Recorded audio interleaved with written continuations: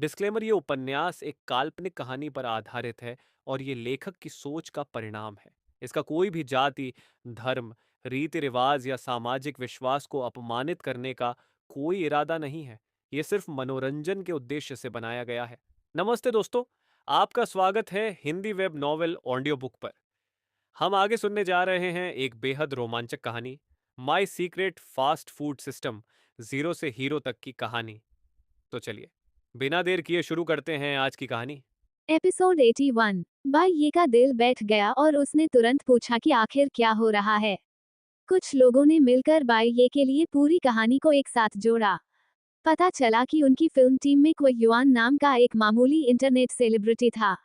उसे internet celebrity कहना थोड़ा अतिशयोक्ति होगी। उसने इससे पहले सिर्फ एक वेब ड्रामा में अभिनय किया था और कुछ प्रशंसक हासिल किए थे।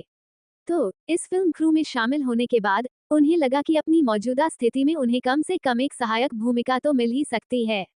उन्होंने मुख्य अभिनेता या सहायक अभिनेता बनने का सपना देखने की हिम्मत नहीं की। ये वह मुकाम नहीं था जिसकी वे ख्वाहिश कर सकते थे। लेकिन पांचवी या छठी पुरुष भूमिका के लिए उन्हें लगा कि उनके पास मौका है। हालांकि ये नाटक एक बड़ा निर्माण था और मुख्य पात्रों और महत्वपूर्ण सहायक भूमिकाओं के लिए ऑडिशन के माध्यम से पहले ही चयन हो चुका था।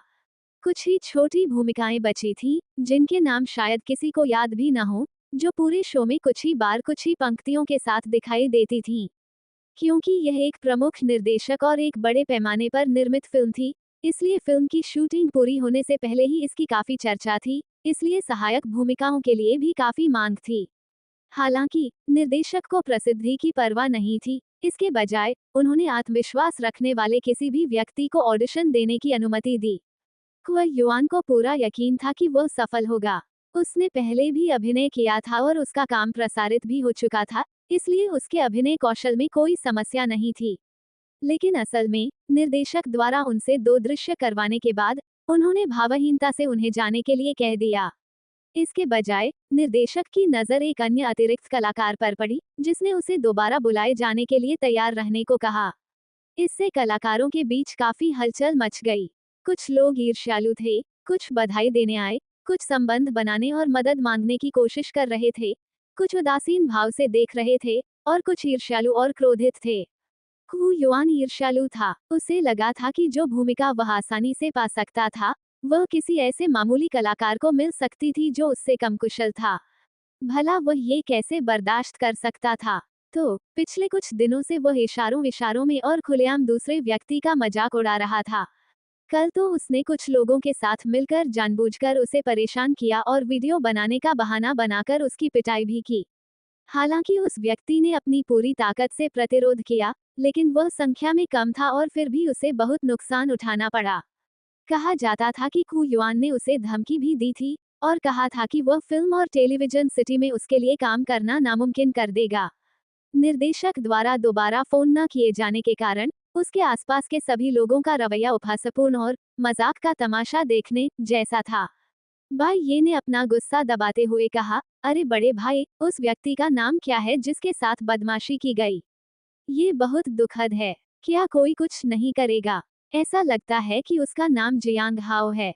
क्या ये सही है? हाँ, बिल्कुल सही। मैं उस दिन वहीं मौजूद था जब निर्देशक ने उसकी प्रशंसा की थी और मैंने वह सब सुन लिया था। सच कहूं तो वह युवक देखने में अच्छा है और उसकी एक्टिंग भी बुरी नहीं है। कम से कम वह युआन से तो बेहतर ही है। चुप रहो, उसके बगल में खड़े व्यक्ति ने उसे खींचते हुए कहा, धीरे बोलो, किसी को सुनाई न दे। मैंने सुना है कि क्व युआन ने एक अमीर औरत से संबंध बना लिया है, इसलिए उसके लिए ये छोटा सा रोल पाना तो बहुत आसान है। उसे हमारी आवाज सुनाई न दे, वरना हम भी यहाँ नहीं रह पाएंगे। तुम सही कह रहे हो। तो चलो जल्दी से चलते हैं। ये लोग जल्दी से चले गए, लेकिन बाई ये को वह सब कुछ पता चल चुका था जो उसे जानना था। इस समय बाई ये की आंखों में क्रोध झलक रहा था। वह अपने भाई को प्रताड़ित होते हुए बर्दाश्त नहीं कर सकता था। वह ये भी जानता था कि जियांग हाओ अपने पारिवारिक पृष्ठभूमि के कारण प्रताड़ित होने का आदी था और आमतौर पर सब कुछ सह लेता था। केवल अपने निजी मामलों में ही वह प्रतिक्रिया देने से खुद को रोक नहीं पाता था। वह भी वैसा ही था। अगर उसके भाई को कोई तंग करता, तो वह भी उन्हें वापस तंग करता। बाई ये ने लापरवाही से नाट्य परिधानों के ढेर में से एक पोशाक उठा ली। तभी सहायक निर्देशक ने आकर पुकारा, सब लोग इधर आइए। अगले दृश्य में आप सब पृष्ठभूमि में रहकर इधर उधर चलेंगे। कुछ मत बोलना। जब आप उस तरफ जाएं तो अपने कपड़े या सामान बदल लें और फिर वापस आ जाएं। यहाँ मौजूद सभी लोग अनुभवी एक्स्ट्रा कलाकार थे और जानते थे कि उन्हें क्या करना है। बाई ये ने मौके का फायदा उठाया और भीड़ में घुल मिल गया। 2 बार आगे पीछे चलने के बाद ही उसने क्वे युआन को देख लिया। उसका घमंडी और अभिमानी रवैया साफ तौर पर दिखाई दे रहा था। उसके रवैये के कारण पास में ही निर्देशन का जिम्मा संभाल रहे सहायक निदेशक ने कई बार भौहें चढ़ाईं, लेकिन किसी कारणवश अंततः उन्होंने खुद को रोक लिया। बाई ये खरीदारी करने का नाटक करते हुए इधर उधर घूम रही थी और साथ ही करीब आने का मौका भी तलाश रही थी। उसने देखा कि दूसरा पक्ष घमंडी अंदाज में उसकी ओर आ रहा है। उसने जानबूझकर अपना संतुलन खोने का नाटक किया और सीधे उससे टकरा गया। क्वे युआन पहले से ही ऐसे दृश्य में भाग लेने से बहुत असंतुष्ट था।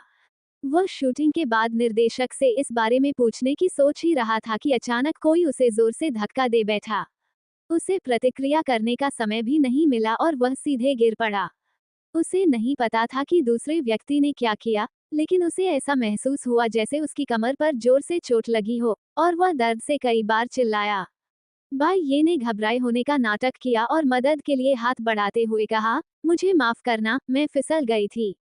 चूंकि ये प्रॉप कॉस्ट्यूम कस्टम फिटेड नहीं थे और पहनने और उतारने की सुविधा के लिए कपड़ों पर लगे स्ट्रैप और इस तरह की चीजें केवल सजावटी थी, इसलिए ठोकर लगने की घटना पहली बार नहीं हुई थी। इसलिए हर कोई ज्यादा चिंतित नहीं था, लेकिन क्वू युआन को इतना दर्द हो रहा था कि उसकी आंखों से आंसू निकलने ही वाले थे। ऐसा लग रहा था मानो दर्द ने उसे होश खो दिया हो और उसने बाई ये को धक्का देकर दूर कर दिया, खड़ा हो गया और जोर जोर से गालियां देने लगा। एक मामूली इंटरनेट सेलिब्रिटी जो हर दिन फिल्म सेट पर बिताता था, उसमें कितनी ताकत हो सकती थी। उसकी शारीरिक क्षमता बाई ये के मुकाबले कुछ भी नहीं थी, जो हर दिन एक तेज धार वाला चाकू लेकर चलता था। बाई ये की भुजाओं में बहुत ताकत थी और उनका शारीरिक स्वास्थ्य उत्कृष्ट था। आखिरकार 3 साल से वे चावल और आटा खरीदकर रसोई तक लाते आ रहे थे। इसलिए क्वू युआन की थोड़ी सी ताकत शायद बाई ये को धकेलने के लिए भी पर्याप्त न हो। हालांकि बाई ये ने पहले से ही योजना बना रखी थी। जैसे ही क्वू युआन ने उसे धक्का दिया, वह तुरंत गिर पड़ा और लुढ़क भी गया। सभी लोग अचंभित होकर देखते रहे, फिर उन्होंने क्वू युआन की ओर देखा, जिसकी भुजाएं और पैर पतले थे और जिसका रूप स्त्री जैसा था। उन्हें विश्वास नहीं हो रहा था कि उसके पास इतनी जबरदस्त ताकत है। बाई ये ने सहायक निर्देशक के पीछे खड़े एक व्यक्ति को आधी मुस्कान के साथ उसकी ओर देखते हुए भी देखा और तभी उसने इस बात पर विचार करना शुरू किया कि क्या उसने अतिरंजित अभिनय किया था। लेकिन अगर उसकी चाल पकड़ी भी जाती तो भी बाई ये को अभिनय जारी रखना पड़ता, क्योंकि वह जिस मुख्य कार्यक्रम की प्रतीक्षा कर रहा था वह आगे आने वाला था। बाई ये लुढ़कने के बाद गुस्से में उठ खड़ा हुआ और क्वू युआन को वापस कोसने लगा, जो अभी भी अपशब्द बोल रहा था। बाई ये को गाली गलौज करने में महारत हासिल नहीं थी, लेकिन जिस रेस्टोरेंट में वह काम करता था वहां एक झगड़ालू वेटर था जिसकी कैशियर महिला से अनबन रहती थी। हर 3 दिन में वह कोई न कोई शरारत करती और हंगामा खड़ा कर देती थी। और वह कैशियर महिला कोई कमजोर नहीं थी। जब वह पूरे जोश में होती थी तो वह एक भी शब्द दोहराए बिना 3 दिन और 3 रात तक गाली गलौज कर सकती थी।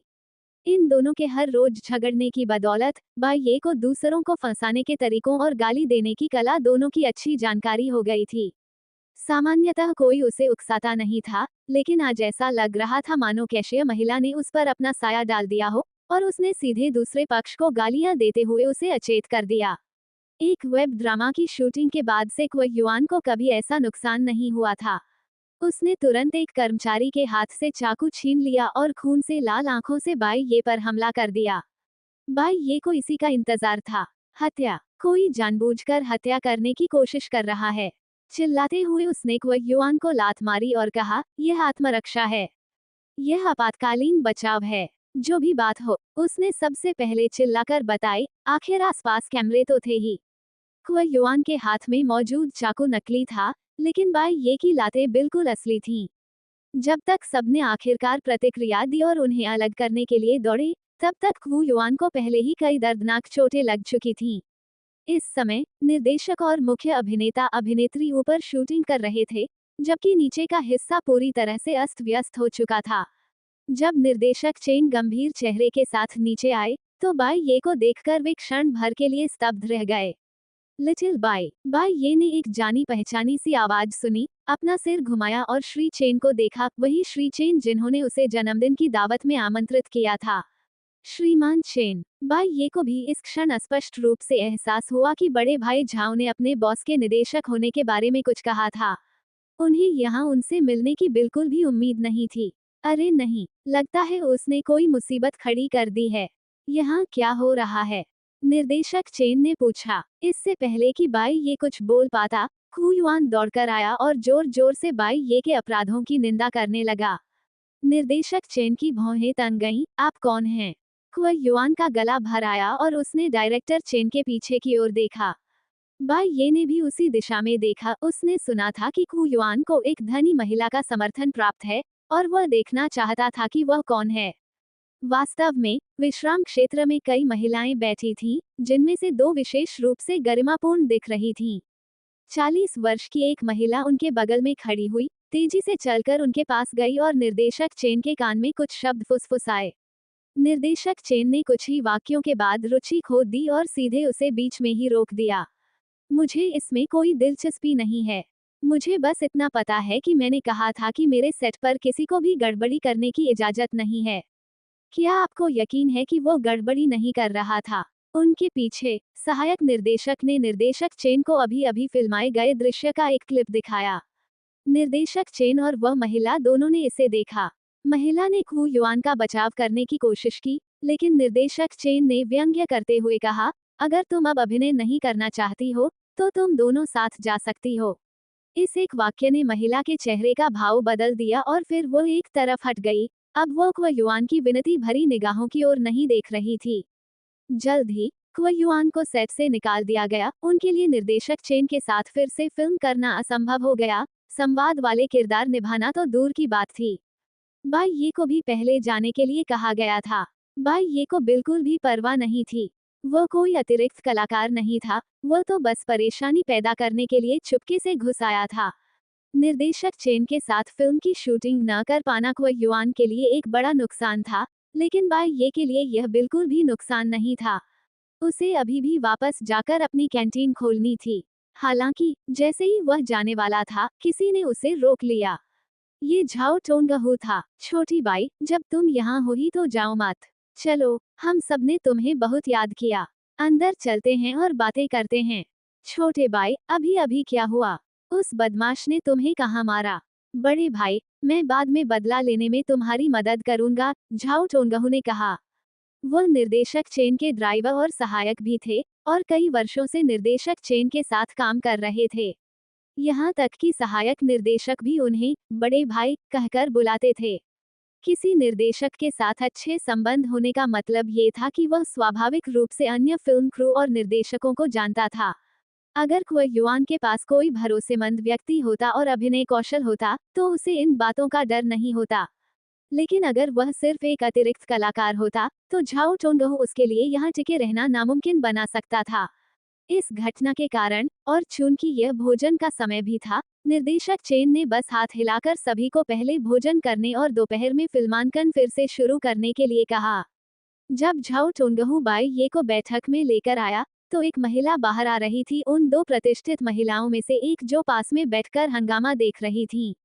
वे एक दूसरे के बगल से गुजरे, और दूसरे व्यक्ति ने बाई ये को जिज्ञासा से देखा। बाई ये के अंदर जाने के बाद दूसरी महिला ने भी मुस्कुराकर नमस्कार किया और चली गई। कमरे में केवल निर्देशक चेन, सहायक निर्देशक और सहायक निर्देशक के पीछे खड़ा व्यक्ति ही रह गए। निर्देशक चेन ने सबसे पहले बाई ये से निजी मामलों पर बातचीत की, उनसे पूछा कि उनका नया साल कैसा रहा, और बाई ये ने ईमानदारी से जवाब दिया, मेरे पिताजी आपको बहुत याद करते हैं। आप कब हमारे घर आकर उनके लिए कुछ व्यंजन बनाएंगी? निर्देशक चेन हमेशा बाई ये को देखकर गर्मजोशी से मुस्कुराते थे। ठीक है, बाई ये ने जवाब दिया, फिर थोड़ी शर्मिंदगी के साथ कहा, निर्देशक चेन, मुझे नहीं पता था कि यह आपका सेट है, कि मैं आपकी एक्स्ट्रा नहीं हूँ। मुझे पता है। निर्देशक चेन ने बिना किसी हैरानी के सिर हिलाया। टाइगर कभी कभी एक्स्ट्रा कलाकारों के मामलों में मदद करता है। अगर आप उनमें से एक होते तो आपको बहुत पहले ही पता चल गया होता। बाई ये और भी ज्यादा शर्मिंदा हो गई, मुझे माफ करना। निर्देशक चेन ने हाथ हिलाते हुए पूछा, क्या आप मुझे बता सकते हैं कि क्या हुआ? बाई ये ने कुछ भी नहीं छिपाया और कल लौटने पर जियांग हाओ के मूड और आ जाने पर सामने आए सच के बारे में विस्तार से बताया। मेरे भाई ने मुझे नहीं बताया, लेकिन मुझे पता था कि किसी ने उसे तंग किया था, इसलिए मैं अनदेखा नहीं कर सकता था।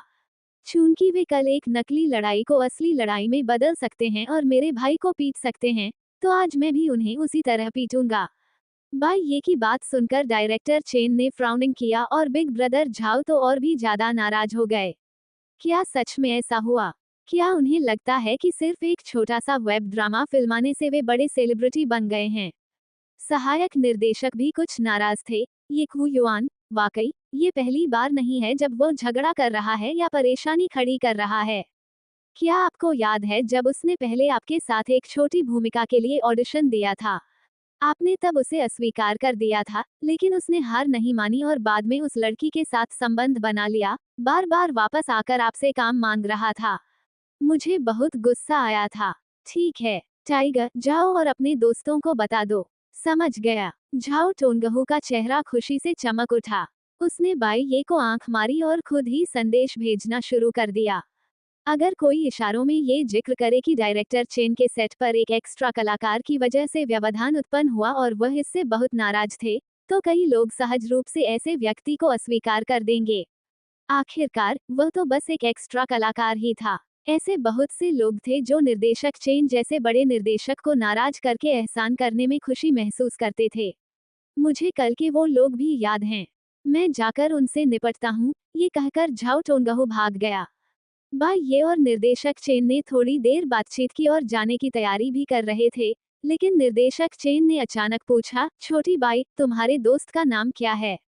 निर्देशक चेन, आज की घटना का उनसे वास्तव में कोई लेना देना नहीं है।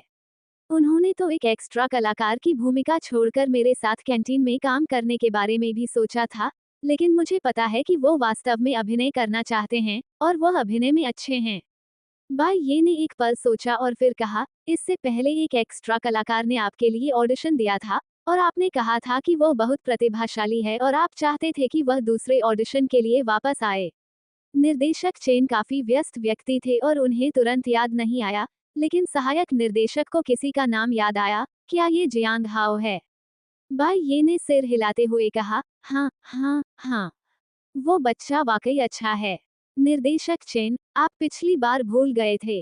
ओह ओह, मुझे अब याद आया। सहायक निर्देशक द्वारा याद दिलाए जाने पर निर्देशक चेन को भी वह शांत, संयमित युवक याद आया जो हमेशा शांत रहता था लेकिन अभिनय करते समय उसमें जबरदस्त विस्फोटक शक्ति होती थी। निर्देशक चेन की आवाज में हल्की सी मुस्कान थी, वह बच्चा वाकई बहुत अच्छा है। मैंने उसके लिए एक भूमिका भी बचाकर रखी है। छोटे भाई, वापस जाओ और अपने भाई से कहो कि वो कल दूसरे ऑडिशन के लिए यहाँ आए।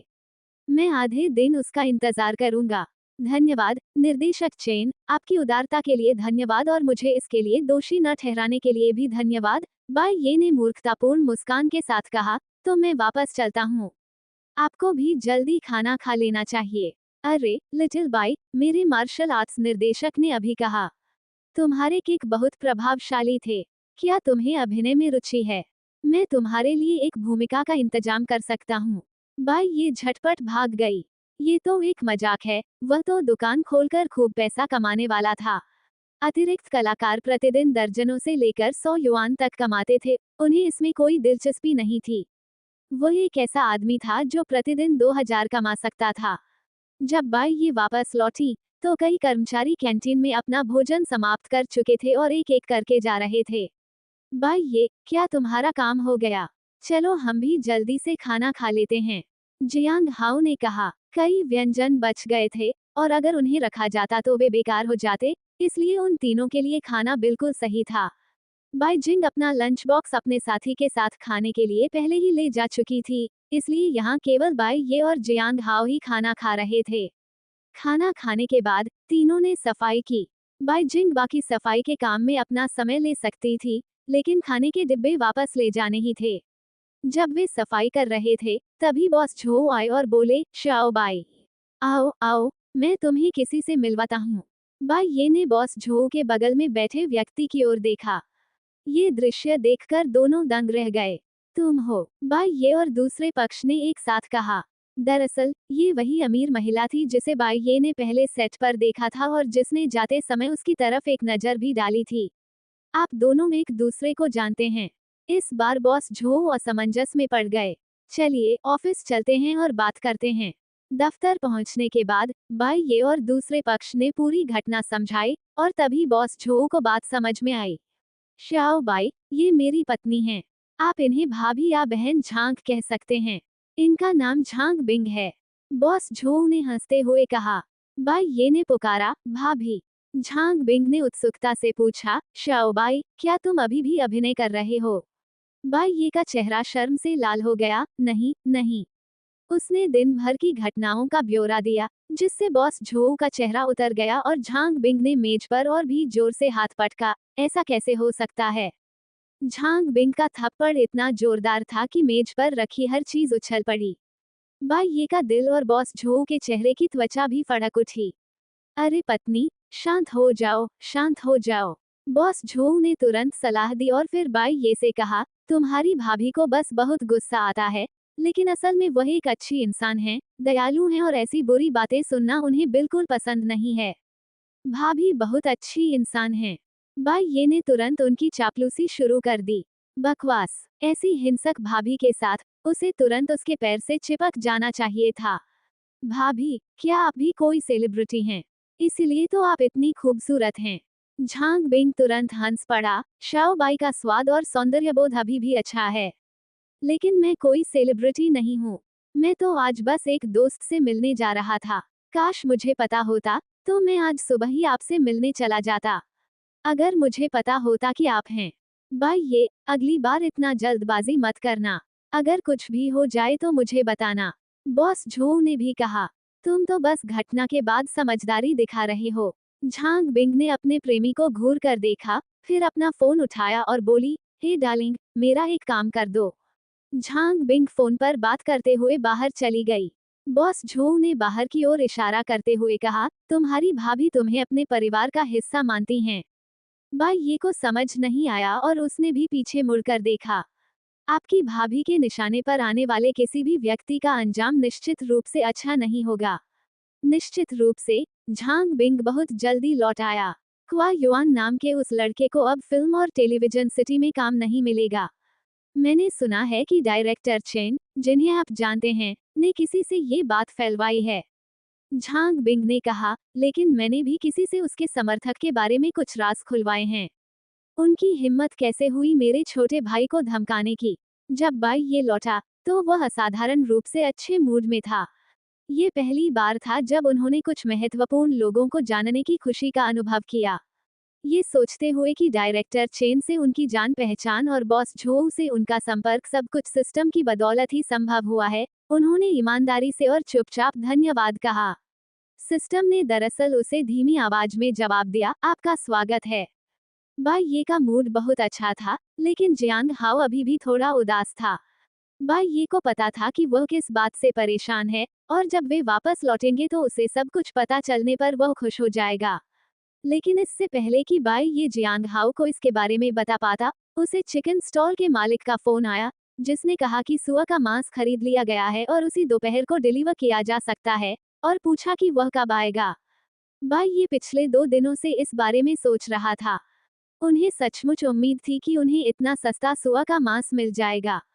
हालांकि नए साल के बाद से सुअर के मांस की कीमत गिर गई थी, और साधारण सुअर के मांस की कीमत अब 10 युआन प्रति जिन तक गिर गई थी। लेकिन रूपांतरण के बाद भी उसे जो कीमत मिली वह वहन करने योग्य थी। बाई ये परिसर में वापस भी नहीं गया। उसने जियांग हाओ को सड़क के कोने पर छोड़ा और सीधे थोक बाजार की ओर चला गया। थोक बाजार में चिकन स्टॉल का मालिक बाई ये का इंतजार कर रहा था। उसके आने का इंतजार कर रहा था ताकि मांस का वजन कर सके। उसने तराजू और कोल्ड स्टोरेज तैयार कर लिया था। भाई गाओ, मैं यहाँ हूँ। बाई ये ने दूर से आवाज लगाई। वे दोनों दूसरे पक्ष के साथ मिलकर ट्रक से सामान उतारने लगे। 10 टन सुअर का मांस सुनने में तो बहुत ज्यादा लगता था, लेकिन असल में उतना नहीं था। सुअर का मांस आधा कटा हुआ था, न कि मांस की दुकानों पर मिलने वाला पहले से कटा हुआ मांस। 10 टन वास्तव में 100 से कुछ अधिक सुअर थे, जो 250 से कम आधे अधूरे शव थे। ये छोटा कोल्ड स्टोरेज आधे से थोड़ा ही अधिक भरा हुआ था। चिकन स्टॉल के मालिक ब्रदर गाओ एक पल के लिए चले गए और ड्राइवर ने बाई ये को एक बिजनेस कार्ड भी दिया और उसे आंख मारी। बाई ये समझ गई और उसने लापरवाही से उसे एक तरफ रख दिया। पैसा कल ही ट्रांसफर कर दिया गया था और बाई ये ने दूसरे पक्ष को 200 युआन अतिरिक्त मेहनत के शुल्क के रूप में दिए, क्योंकि उन्होंने आधे दिन तक उसे सामान शिफ्ट करने में मदद की थी। सुआ के 4 आधे शव निकालने के बाद बाई ये ने कोल्ड स्टोरेज का दरवाजा बंद कर दिया, कार में बैठ गया और सीधे सुआ के 2 अच्छे आधे शवों को संश्लेषित कर दिया। जो सुआ का मांस कुछ देर पहले तक पूरी तरह से जमा हुआ और पीला पड़ गया था, अब ऐसा लग रहा था जैसे उसमें गुलाबी रंग का दुबला मांस और एकदम सफेद चर्बी हो, बिल्कुल ताजा, मानो उसे अभी अभी काटा गया हो। इसके बाद बाई ये कुछ सब्जियां खरीदने गई और फिर वापस गाड़ी चलाकर लौट आई। आज रात निस्संदेह ब्रेस्ड पोर्क बेली मुख्य व्यंजन होगा। बाई ये के बाहर जाने के दौरान जियांग हाओ ने आराम नहीं किया। वह अकेले ही रसोई में व्यस्त था और शाम के लिए हरी प्याज और अदरक जैसी विभिन्न सामग्री पहले से तैयार कर रहा था। हाउजी, तुम थोड़ी देर सो क्यों नहीं जाते? तुम्हारी आंखों के नीचे काले घेरे तो बहुत ज्यादा दिख रहे हैं। बाई ये जानती थी कि जियांग हाओ रात भर करवटें बदलता रहा था और उसे अच्छी नींद नहीं आई थी। कोई बात नहीं, मुझे थकान नहीं है। जियांग हाओ मुस्कुराया। आज रात हम क्या खा रहे हैं? मैं अभी सुअर का मांस खरीदने बाहर गया था। ये सुअर का मांस तो बहुत ही स्वादिष्ट है। एक जिन कितने का है? पास से गुजर रहे एक पड़ोसी ने यूं ही पूछ लिया। बाजार में अभी इसकी कीमत लगभग 10 युआन प्रति जिन है। बाई ये ने वास्तविक कीमत बताने की हिम्मत नहीं की। यह नए साल के दौरान की तुलना में काफी सस्ता है। बाई ये ने कुछ देर बात की और जियांग हाओ के साथ मिलकर सुअर का मांस काउंटर पर रख दिया। यह आधा मांस था, जिसमें सुअर के पैर तो थे, लेकिन सिर और आंतरिक अंग नहीं थे। बाई ये ने सुअर के पैर, टखने, आगे और पीछे के टेंडरलॉइन, कमर और पसलियों को काट डाला। इन सभी चीजों का इस्तेमाल खाना पकाने में किया जा सकता है। आजकल केवल सुअर के पेट का मांस ही इस्तेमाल किया जाता है। हाउजी, मैं तुम्हें कुछ बताना चाहता हूँ।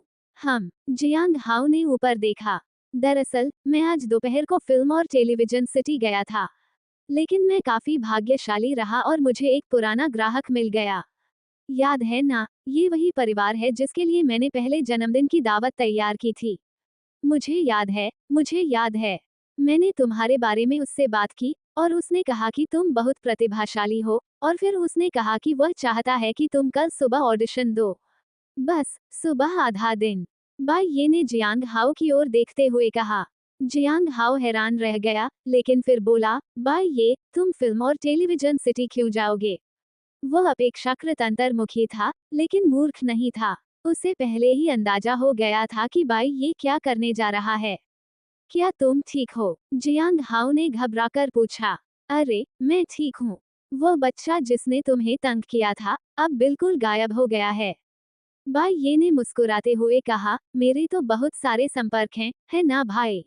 उद्धरण चिन्ह। बाई ये। जियांग हाओ खड़ा हुआ और बाई ये को कसकर गले लगा लिया। तुम मेरे सबसे अच्छे भाई हो। हे। बाई ये ने मूर्खतापूर्ण ढंग से हंसते हुए कहा, तो फिर खूब मेहनत करो। मैं तुम्हारे मशहूर हस्ती बनने और मेरा प्रचार करने का इंतजार कर रही हूँ। ठीक है, खाना पकाने के भावी भगवान। ठीक है, अब आपका काम आराम करना है। मुझे तैयारी करनी है। मैं तुम्हारी मदद करूंगा, मुझे नींद नहीं आ रही है। अपनी आंखों के नीचे के काले घेरे देखो। थोड़ी देर आराम करो, उठकर मेरी मदद करना, वरना मुझे डर है कि कल तक तुम्हारे काले घेरे गायब नहीं होंगे। बाई ये ने उसे धक्का देकर दूर कर दिया। तुम्हें यहाँ मदद करने की जरूरत नहीं है।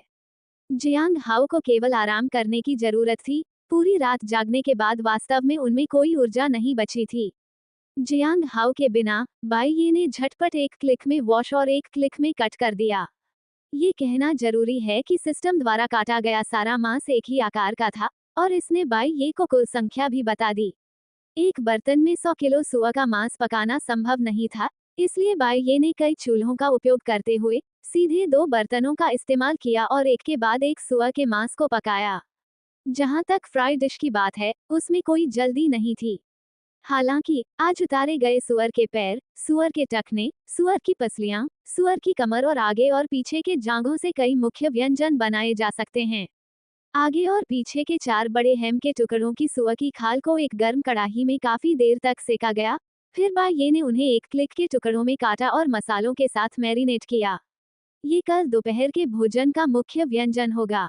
इसके अलावा सुअर के मांस को भी उपयुक्त टुकड़ों में काट लिया गया था।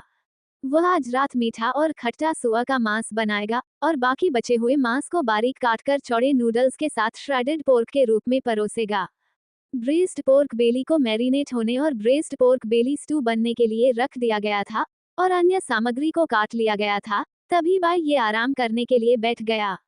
इतनी बड़ी मात्रा में सस्ते सुअर के मांस का खुलकर उपयोग कर पाने का एहसास वास्तव में संतोषजनक था।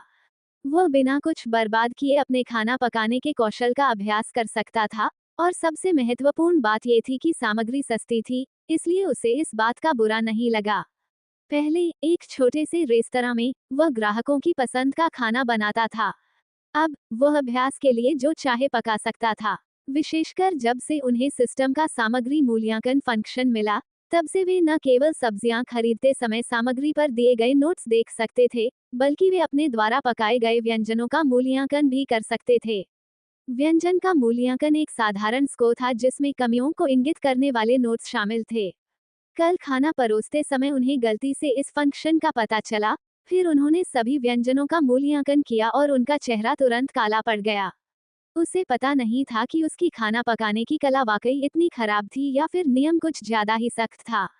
100 अंकों में से बाई ये के सभी 5 व्यंजनों को बहुत कम अंक मिले।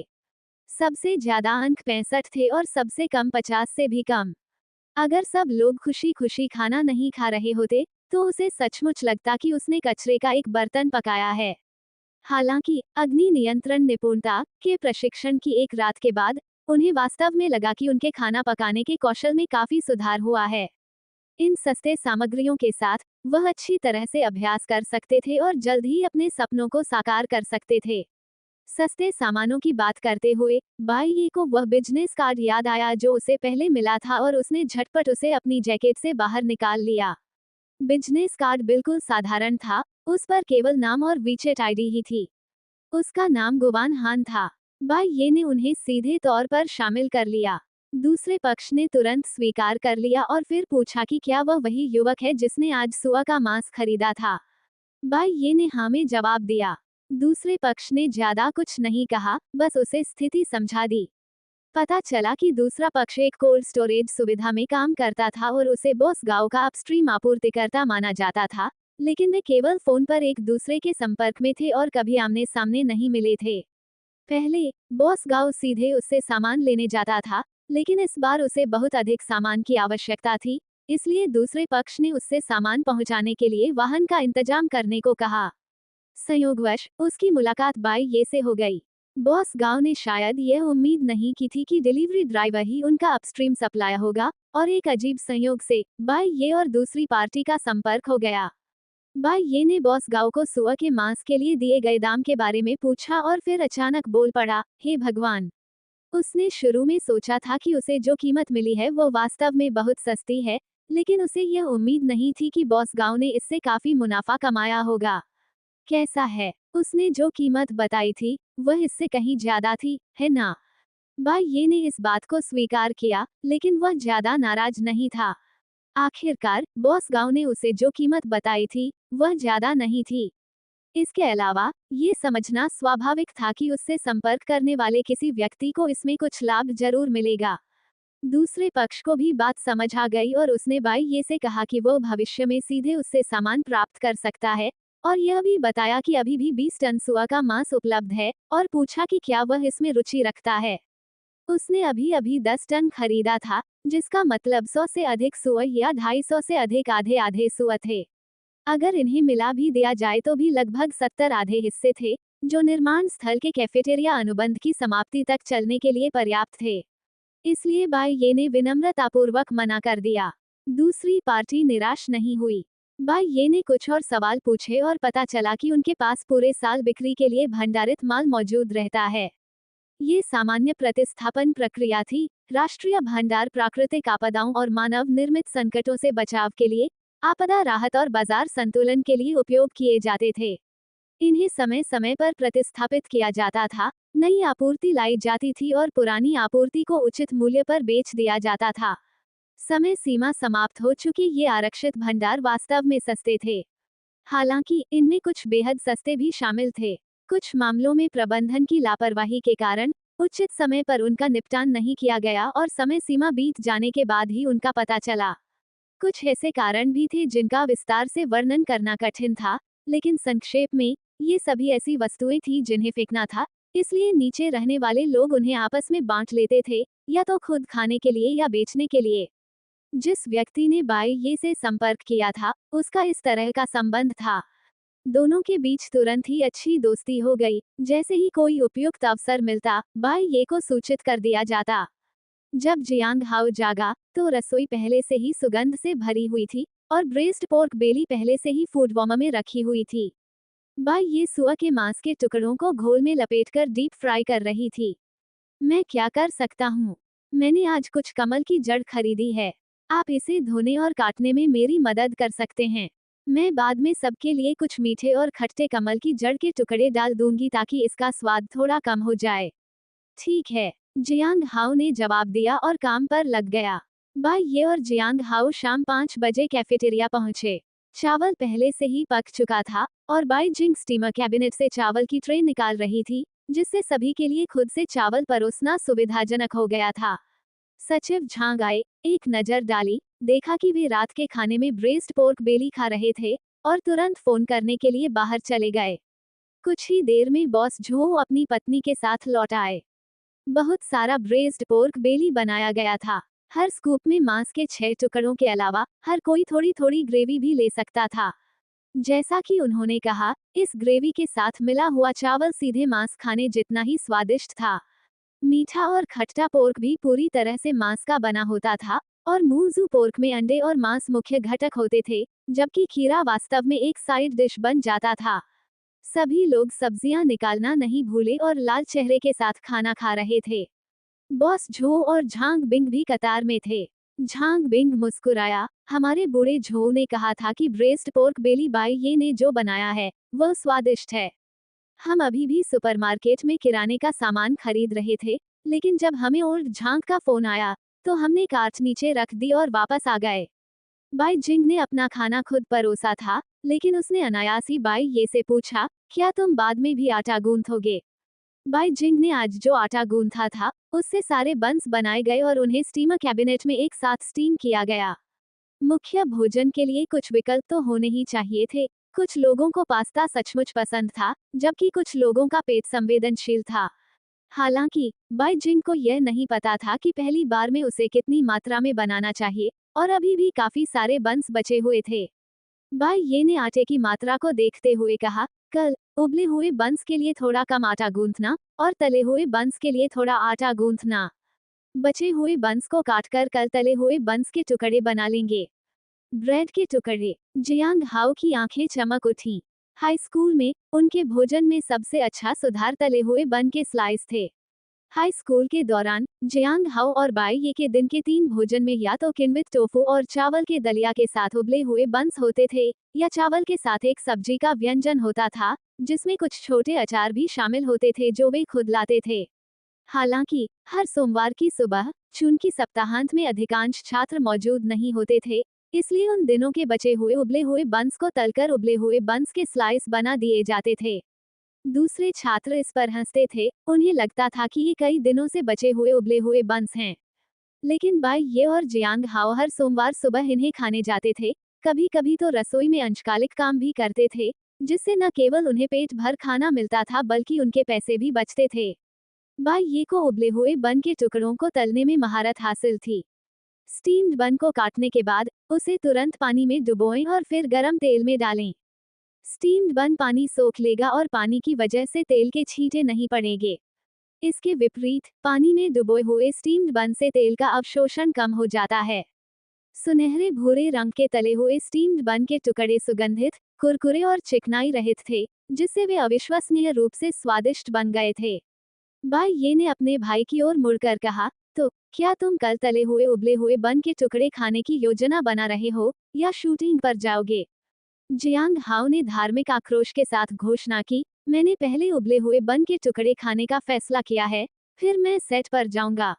अगले दिन बाई ये जियांग हाओ को साथ लेकर आया, लेकिन उसने जियांग हाओ को तेल के पैन से दूर रखा, उसे शेफ की टोपी पहनाई और बदलने के लिए कपड़े भी साथ लाए। अन्यथा उसे डर था कि अगर जियांग हाओ से खाने की गंध आएगी तो निर्देशक चेन का ध्यान उस सुगंध से भटक जाएगा। आज सुबह कैफेटेरिया में तले हुए उबले हुए बन के टुकड़े, तले हुए आटे के टुकड़े, चावल की दलिया और छोटे अचार परोसे गए। वहां अंडे नहीं थे, लेकिन सभी को 3 तली हुई आटे की स्टिक या एक उबले हुए बन के बराबर उबले हुए बन के टुकड़े मिले।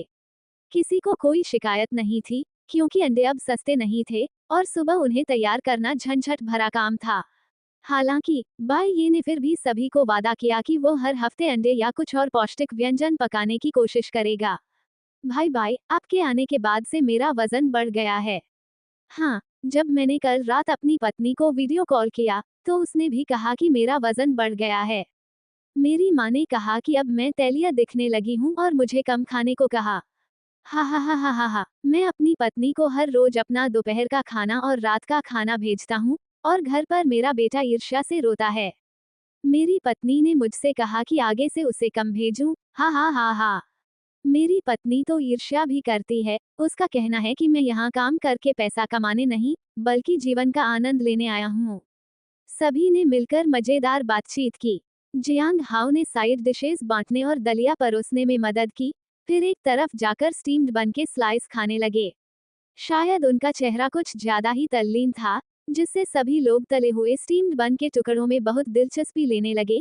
कुछ लोगों ने तो ये भी कहा कि वे इन्हें कल भी खाना चाहते हैं। पेट भरकर खाने के बाद बाई ये ने जियांग हाओ को फिल्म और टेलीविजन सिटी में छोड़ दिया और उसका हौसला बढ़ाते हुए कहा, दोपहर में अपना खाना लेने बाहर आना, मैं तुम्हारे लिए खाना ले आऊंगा। क्या ये जरूरी है? हालांकि कल डायरेक्टर चेन और भाई झाओ ने कुछ नहीं कहा, लेकिन मुझे पता है कि वे मेरे हाथ का बना खाना खाना चाहते हैं। बाई ये गाड़ी में बैठते हुए बोली, ओह, आप उन्हें पहले से बता दीजिए ताकि वे अपना खाना ना खा लें। परिसर की रसोई में वापस आकर बाई ये ने मैरिनेट किए हुए मांस को स्टीमर में डाल दिया। क्योंकि यह कैफेटेरिया के लिए था, इसलिए इसे भाप में पकाने और फिर परोसने की कोई आवश्यकता नहीं थी, इसलिए इसे सीधे एल्यूमिनियम स्टीमिंग रैक में एक साथ कई ट्रे में रखा गया। एक अन्य स्टीमर में कल खरीदे गए पुराने लौकियों को टुकड़ों में काटकर सीधे भाप में पकाया गया। आज एक मसालेदार हॉटपॉट भी बनाना था। कल का वह बर्तन बहुत लोकप्रिय था, कुछ मुट्ठी भर लोगों को छोड़कर, जो मसालेदार खाना नहीं खा सकते थे, बाकी सभी ने इसे दोबारा खाने का पुरजोर अनुरोध किया। क्योंकि यह सुगंधित, मसालेदार था और चावल के साथ इसका स्वाद अच्छा लगता था। बाई ये ने स्वाभाविक रूप से हर अनुरोध स्वीकार कर लिया, और सामग्री पर कोई प्रतिबंध नहीं था, जो भी उपलब्ध होता था उसी का उपयोग किया जाता था। आज तो उन्होंने विशेष रूप से तेल में तले हुए आलू के टुकड़े और तले हुए टोफू भी डाले। जब जियांग हाओ लंच बॉक्स में खाना पैक कर रहा था, तभी उसने बाई ये को संदेश भेजा, उसे फोन नहीं किया ताकि उसे परेशानी न हो। बाई ये ने लापरवाही से वॉइस मैसेज खोला और फोन से जियांग हाओ की आवाज सुनी, जो अपनी उत्तेजना को दबाने की कोशिश कर रहा था। बाई ये, मुझे वो रोल मिल गया। करो भाई, बाई ये ने जवाब दिया और फिर काम में लग गया।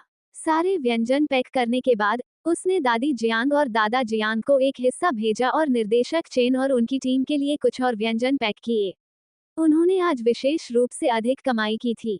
फिर उसने जियांग हाओ को एक वॉइस मैसेज भेजा, मैं जल्द ही बाहर आ रहा हूँ, फिल्म और टेलीविजन सिटी के प्रवेश द्वार पर मेरा इंतजार करना। फिल्म और टेलीविजन सिटी में निर्देशक चेन और उनकी टीम ने समय से पहले ही काम समाप्त कर लिया था। इससे क्रू में मौजूद हर कोई हैरान रह गया, क्योंकि निर्देशक चेन हमेशा से ही काम के प्रति बेहद समर्पित थे और वे लगभग यही चाहते थे कि उनके काम खत्म होने से पहले ही पैक किया हुआ लंच आ जाए और ठंडा हो जाए। यह ऐसा था जैसे कोई शिक्षक कक्षा का समय बढ़ा रहा हो। लेकिन आज शूटिंग ठीक 11 बजे ही रुक गई, और वह थोड़ा चिंतित लग रहा था, कई बार इधर उधर टहल रहा था, मानो किसी का इंतजार कर रहा हो। उसने खाना भी छोड़ दिया।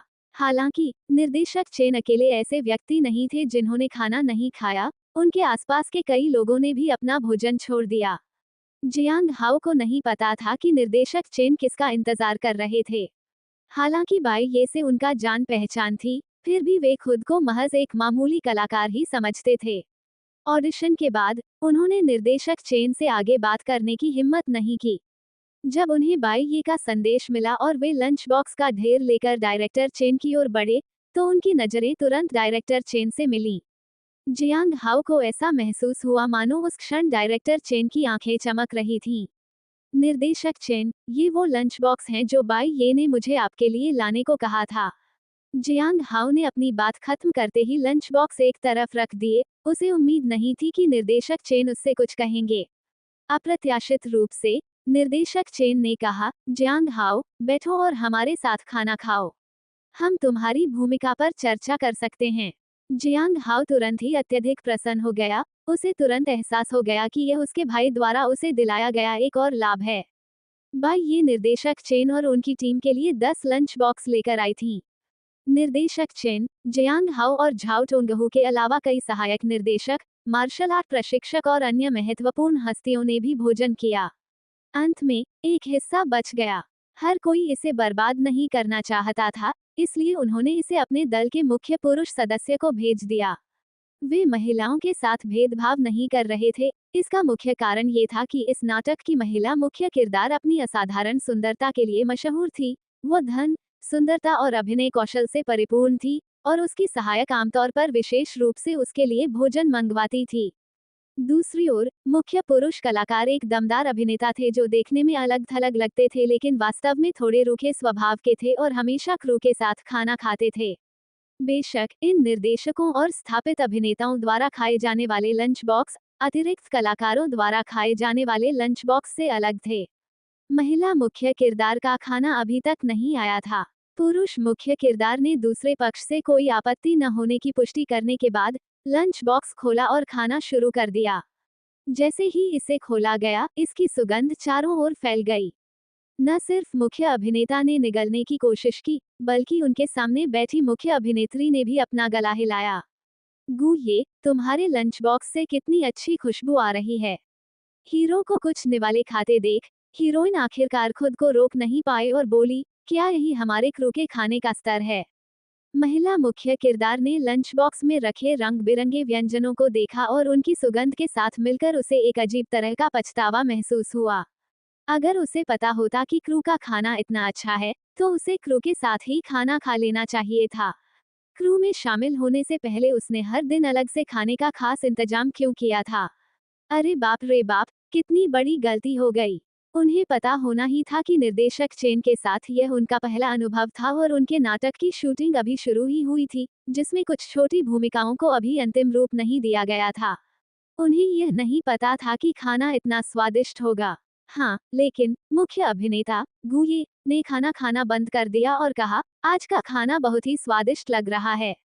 यह मसालेदार स्टिर फ्राई हॉटपॉट ही होगा। इसमें इस्तेमाल की गई सामग्रियां बहुत ही बढ़िया हैं और इसका स्वाद लाजवाब है। सबसे अच्छी बात तो ये ब्रेस्ड पोर्क बेली है। बोलने के बाद गुये को कुछ एहसास हुआ। क्या आप थोड़ा चखना चाहेंगे? मैंने इसे अभी तक ज्यादा छुआ नहीं है। एक सेलिब्रिटी होने के नाते उन्हें इतनी आसानी से प्रलोभन में नहीं आना चाहिए था। ये सिर्फ एक बेंटो बॉक्स था, कोई भव्य भोजन नहीं। मुख्य अभिनेत्री होने के नाते उन्हें सीधे तौर पर मना कर देना चाहिए था। हालांकि उसके मुंह से निकलने वाले इनकार शब्द तुरंत ठीक है में बदल गए। जब उसने ऐसा कहा, तो न केवल मुख्य अभिनेता गुये थोड़ा हैरान हुआ, बल्कि वह खुद भी थोड़ी अचंभित रह गई और मन ही मन खुद से नफरत करने लगी। गुये अब भी बहुत ही सज्जन व्यक्ति थे। उन्होंने अप्रयुक्त डिस्पोजेबल चॉपस्टिक्स का एक जोड़ा निकाला और सीधे मुझे सौंप दिया। मुख्य अभिनेत्री ने उन्हें स्वीकार करने के लिए अपना सिर झुकाया, पहले विनम्रतापूर्वक और नजाकत से सब्जियों के कुछ निवाले खाए, और अंत में गुये के उत्साहपूर्ण निमंत्रण पर अनिच्छा से ब्रेस्ड पोर्क बेली का एक निवाला चखा। पल भर में उसके चेहरे के भाव बेहद सूक्ष्म हो गए। हालांकि उसने कुछ नहीं कहा, लेकिन वह मन ही मन चीख रही थी, आहा हा हा हा, ये ब्रेस्ड पोर्क बेली बहुत ही स्वादिष्ट है। नमक की मात्रा बिल्कुल सही थी, साथ ही सोया सॉस का स्वादिष्ट स्वाद भी था। इस चर्बीदार मांस को देखकर धोखा मत खाए, ये बिल्कुल भी चिकना नहीं है। यह मुंह में घुल जाता है। जियांग यान, क्या आपको और चाहिए? गु ये ने मुख्य अभिनेत्री की ओर देखते हुए उत्साह से कहा। मुख्य अभिनेत्री जियांग यान ने खुद को संयमित रखने की पूरी कोशिश की। उसे खाने की बहुत इच्छा थी, उसकी ख्वाहिश थी कि वो सब कुछ झटपट खा जाए। लेकिन वो अपनी छवि खराब नहीं करना चाहती थी, इसलिए उसने खुद को रोका और चॉपस्टिक नीचे रख दी। नहीं, इतना ही काफी है। जियांग यान अपनी सहायक के साथ जल्दी से अपनी कार में लौट आई और अपनी सहायक द्वारा उसके लिए तैयार किए गए भोजन को देखकर वह अपने होठों के कोने को सिकोड़ने से खुद को रोक नहीं पाई। वह बचपन से ही खाने की शौकीन थी और उसे भोजन बहुत पसंद था। लेकिन मनोरंजन जगत में आने के बाद से ही उसके एजेंट ने उसे बाहर जाते समय कम खाने के लिए कहा था। आखिरकार वह एक नाजुक युवा स्टार थी, ज्यादा खाने वाली नहीं। उन्होंने हमेशा मैं एक रानी हूँ, आत्मविश्वासी और तेजस्वी वाला शांत और सुरुचिपूर्ण रास्ता अपनाया था, जो खूबसूरती और अभिनय कौशल दोनों से परिपूर्ण थी, और उन्हें खाने पीने की शौकीन होने का लेबल लगाने की जरूरत नहीं थी। खाने पीने की शौकीन होने का टैग उनकी शांत और सुरुचिपूर्ण छवि को कमजोर ही करेगा। इसलिए जब से वह लोकप्रिय हुई, तब से उसने क्रू के साथ खाना खाना बंद कर दिया, बल्कि एक सहायक ने विशेष रूप से उसके लिए भोजन तैयार किया। शुरू में जियांग यान को इसमें कुछ भी गलत नहीं लगा। नैनी वैन में जी भर के खाना खाना बाहर बेंटो बॉक्स खाने से हमेशा बेहतर होता था। इसके अलावा उनका रुतबा और व्यक्तित्व भी काफी प्रभावशाली था। अगर वह अकेले भी खाना खाती, तो भी कोई यह नहीं सोचता कि वह दिखावा कर रही हैं, बल्कि यही सोचता कि वह स्वभाव से ही इतनी शांत और सुरुचिपूर्ण व्यक्ति हैं। लेकिन आज जियांग यान को थोड़ा अफसोस हुआ। ये व्यंजन क्रू के बेंटो बॉक्स जितने स्वादिष्ट नहीं दिख रहे थे। ये सोचकर जियांग यान ने अपने एजेंट को फोन किया। अपनी मंशा बताने के बाद दूसरी तरफ मौजूद एजेंट तुरंत चौंक गई। क्या तुम क्रू के साथ खाना खाना चाहती हो? अरे, क्या तुम बीमार हो? क्रू के बेंटो बॉक्स तुम्हारे लिए खास तौर पर बनाए गए बेंटो बॉक्स जितने स्वादिष्ट कैसे हो सकते हैं? या तुम सादगी भरा रास्ता अपनाना चाहती हो? मेरी बात सुनो, इससे पहले कि वे किसी निष्कर्ष पर पहुंच पाते, अचानक ऑनलाइन एक खबर फैल गई। एजेंट के शब्द रुक गए और उसने जल्दी से उन्हें ये देखने के लिए कहा कि क्या हो रहा है। जियांग यान के सहायक ने वीबो खोला और देखा कि कई ट्रेंडिंग विषय पहले ही सामने आ चुके हैं। एक प्रतिभाशाली युवा स्टार के प्रेम में होने का संदेह है। जियांग यान और गु ये भूमिगत रोमांस। इतने सारे विषयों के ट्रेंडिंग होने के कारण अनगिनत इंटरनेट उपयोगकर्ता उत्साहपूर्वक गपशप कर रहे थे। मुख्य पक्षों ने अभी तक कोई बयान नहीं दिया था, लेकिन दोनों पक्षों के प्रशंसक पहले से ही आपस में भिड़ रहे थे, और इससे भी अधिक हास्यास्पद बात यह थी कि अनगिनत सीपी प्रशंसक सामने आ गए थे और टिप्पणियों में पहले से ही मजाक कर रहे थे। जियांग यान की सहायक ने कांपते हुए वीडियो पर क्लिक किया, और तभी उसने राहत की सांस ली। ये जियांग यान और गु ये के एक साथ बैठकर खाना खाने का एक छोटा सा वीडियो क्लिप था। इसमें न तो कोई अस्पष्ट कार्रवाई थी और न ही कुछ और। बेशक ये बात निर्विवाद थी कि जियांग यान का गु ये के साथ भोजन करना अपने आप में थोड़ा असामान्य था। दूसरी ओर निर्देशक चेन और उनकी टीम अपने बेंटो बॉक्स खत्म कर चुके थे और खुशी खुशी चाय की चुस्की लेते हुए पुरानी यादें ताज़ा कर रहे थे। तभी अचानक उन्हें ये खबर मिली। निर्देशक चेन ने भौहें चढ़ाईं। अगर निर्देशक कम प्रसिद्ध होते, तो शायद वे खुश भी होते, क्योंकि नाटक की शूटिंग अभी शुरू भी नहीं हुई थी और उसमें पहले से ही हिट होने की क्षमता थी। लेकिन निर्देशक चेन खुश नहीं थे। उन्हें अपनी निर्देशित फिल्मों को लेकर इस तरह की खबरें पसंद नहीं थी, और मनोरंजन उद्योग में फैली इस तरह की बेवजह की सनसनीखेज चर्चा से उन्हें और भी ज्यादा चिढ़ थी। उन्होंने तुरंत किसी को पुरुष और महिला दोनों मुख्य कलाकारों को फोन करने के लिए कहा ताकि विशिष्ट स्थिति के बारे में पूछताछ की जा सके और यह चर्चा की जा सके कि इसे कैसे समझाया जाए। जियांग यान और गु ये दोनों ही इस गलतफहमी को लेकर बेबस थे। उनकी व्याख्या सुनने के बाद निर्देशक चेन के चेहरे पर आश्चर्य के भाव दिखे। बस इतना ही। ये कैसी बात है? आप दोनों ने तो बस वीबो पर पोस्ट करके इसे समझाया। दोनों सहमत हो गए। निर्देशक चेन ने बेबसी से सिर हिलाते हुए कहा, ये सचमुच एक अवांछित दुर्भाग्य है। आप आमतौर पर अकेले ही खाना खाते हैं, है ना? आज अचानक आपने क्रू का बेंटो बॉक्स खाने का फैसला क्यों किया? और यहाँ तक कि उसके साथ एक हिस्सा साझा भी किया, क्योंकि उसकी खुशबू बहुत अच्छी थी। जियांग यान ने झट से कहा। ये कहने के बाद उसे पछतावा हुआ और वह स्पष्टीकरण देना चाहती थी, लेकिन निर्देशक चेन एक पल के लिए स्तब्ध रह गए और फिर जोर से हंस पड़े। हा हा हा हा, आपने कहा था कि आज के बेंटो बॉक्स की खुशबू अच्छी थी। बिल्कुल थी, निर्देशक चेन ने मुस्कुराते हुए कहा, ये शियाओ बाई ने बनाया है, इसलिए जाहिर है कि यह हमेशा से कहीं बेहतर है ना, गू ये। मुख्य अभिनेता गू ये ने जोरदार ढंग से सिर हिलाते हुए कहा, ये सचमुच स्वादिष्ट था, वह भोजन बहुत ही संतोषजनक था। तो फिर, निर्देशक चेन, जियांग यान ने दांत पीसते हुए कहा, क्या मैं अब से क्रू के साथ खाना खा सकती हूँ? मेरे लिए भी एक बेंटो बॉक्स मंगवा दीजिए। क्या आप क्रू के साथ खाना खाना चाहते हैं? जरूर, क्यों नहीं। जियांग यान खुशी खुशी चली गई और उसने अपनी सहायक से अपने लिए एक बेंटो बॉक्स भी मंगवाया, फिर आराम से वीबो पर एक स्पष्टीकरण पोस्ट किया। स्पष्टीकरण का कारण ये था कि बेंटो बॉक्स बहुत स्वादिष्ट था और उसने उसमें से एक टुकड़ा खा लिया था। दूसरी ओर, गू ये ने भी साथ ही वीबो पर एक स्पष्टीकरण पोस्ट किया, जिसमें कहा गया कि उन्होंने उसे केवल बेंटो बॉक्स आजमाने के लिए आमंत्रित किया था। जियांग यान के वीबो कमेंट सेक्शन में तुरंत संदेशों की बाढ़ आ गई। लोगों को पहले तो विश्वास ही नहीं हो रहा था कि बेंटो बॉक्स इतना स्वादिष्ट हो सकता है। एक बेंटो बॉक्स, और वो भी क्रू का बेंटो बॉक्स। उद्योग जगत के कई जानकारों को पता था कि वे कोई खास उत्कृष्ट प्रदर्शन नहीं कर रहे थे, यहाँ तक कि वे लोग भी जो मशहूर हस्तियों के लिए तैयार किए गए थे। इसलिए सभी को लगा कि यह एक बहाने जैसा लग रहा था। कई प्रशंसकों ने जियांग यान से बेंटो बॉक्स साझा करने का अनुरोध भी किया, ताकि वे देख सके कि जियांग यान द्वारा सराहे गए बेंटो बॉक्स वास्तव में कितने स्वादिष्ट हो सकते हैं।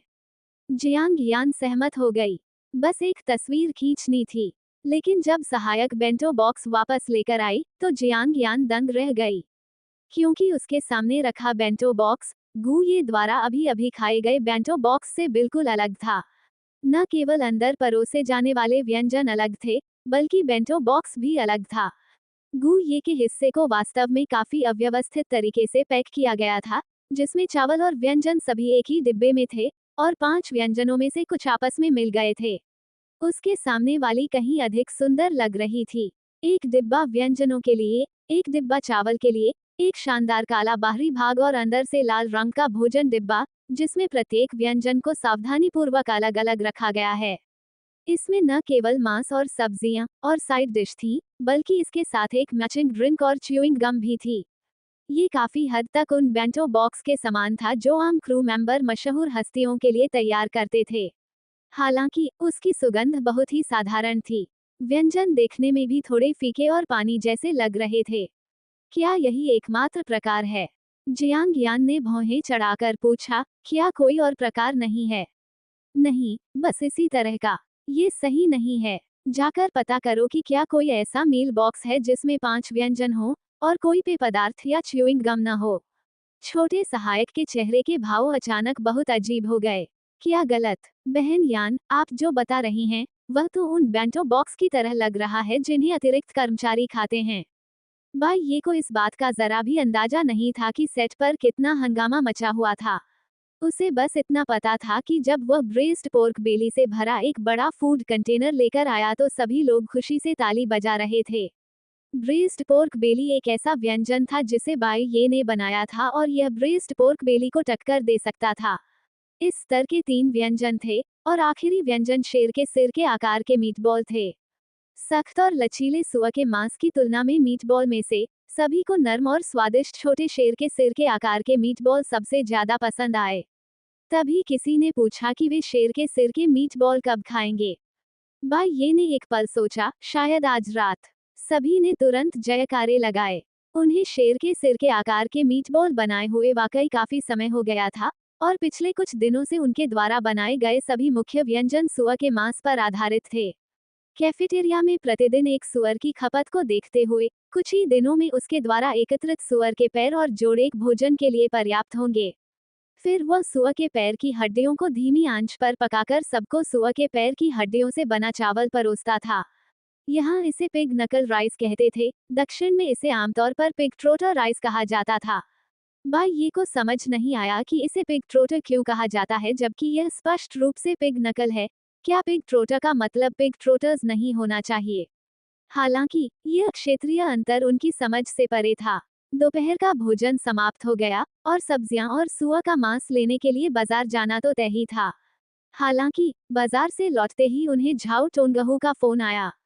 झाओ टोनगहू ने फोन किया क्योंकि वो मिलना और बातचीत करना चाहता था, लेकिन बाई ये खाना बनाने में व्यस्त था, इसलिए उसने उसे अपनी लोकेशन भेज दी। शुरू में उसने सोचा था कि झाओ टोनगहू शूटिंग के बाद उससे मिलने आएगी और उस शाम वह जियांग हाओ को साथ ले जा सकता है और वे तीनों बाहर खाना खाने और कुछ पे पीने जा सकते हैं। कहावत के अनुसार अदालत में जान पहचान होना फायदेमंद होता है। बड़े भाई झाओ की देखरेख में जियांग हाओ कई कठिनाइयों से बच सकता था। अप्रत्याशित रूप से, जैसे ही बाई ये ने सामग्री तैयार करना समाप्त किया, झाओ टोनगहू उसके दरवाजे पर आ पहुंचा। ओह, बड़े भाई झाओ। बाई ये ने अपने पीछे दरवाजे पर किसी के दस्तक देने की आवाज सुनी, पीछे मुड़ा और चौंक गया। क्या आप अपनी फिल्म के सेट पर व्यस्त नहीं हैं? मैं कोई अभिनेता नहीं हूँ, मैं किस काम में व्यस्त रहूंगी? झाओ टोनगहू पास के एक स्टूल पर बैठ गई। श्याओ बाई, क्या तुमने अपना बेंटो बॉक्स का स्टॉल खोला है? हम कुछ हिस्सा ही। मैंने पहले एक बेंटो बॉक्स का स्टॉल खोला था, लेकिन कुछ दिन पहले मैंने फिल्म और टेलीविजन सिटी में निर्माण स्थल पर स्थित कैफेटेरिया का जिम्मा संभाल लिया, बाई ये ने कहा। अब मैं उनके दिन के 3 समय के भोजन की जिम्मेदारी संभालती हूँ। अरे, तुमने वह स्टॉल संभाल लिया? झाओ टोनगहू ने अफसोस भरे भाव से कहा। क्या हुआ, बड़े भाई झाओ, अगर कुछ कहना हो तो कह दो। आह, मैं सोच रही थी कि अगर आप बेंटो बॉक्स का स्टॉल खोल लें, तो हम सीधे आपसे ऑर्डर कर सकते हैं, झाओ टोनगहू ने ईमानदारी से कहा। क्या आप अकेले हैं? खाना खरीदने और पकाने का काम मुख्य रूप से मैं ही करती हूँ। निर्माण स्थल पर मेरी एक बड़ी बहन भी है जो आटा गूंथने, चावल पकाने और कुछ अन्य तैयारी के कामों में मदद करती है। सिर्फ एक व्यक्ति, क्या आप हमारे बेंटो बॉक्स का काम संभाल सकते हैं? बाई ये ने व्यंग्यात्मक मुस्कान के साथ कहा, मैं अब और बर्दाश्त नहीं कर सकता। आपकी मात्रा भी कम नहीं है। बाई ये ने फिल्म और टेलीविजन सिटी जाते समय इसे कुछ बार देखा था। उस फिल्म क्रू में अभिनेताओं और एक्स्ट्रा कलाकारों के साथ काफी लोग थे, और वह वास्तव में बहुत ज्यादा काम नहीं संभाल सकता था।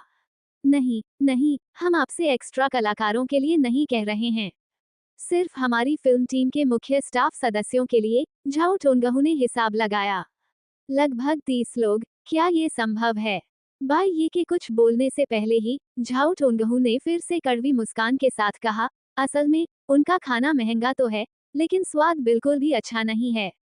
मेरे मालिक खाने के मामले में पहले से ही बहुत नखरे वाले हैं, और आज आपका बेंटो बॉक्स खाने के बाद, शायद वो कुछ और खा ही न पाएं।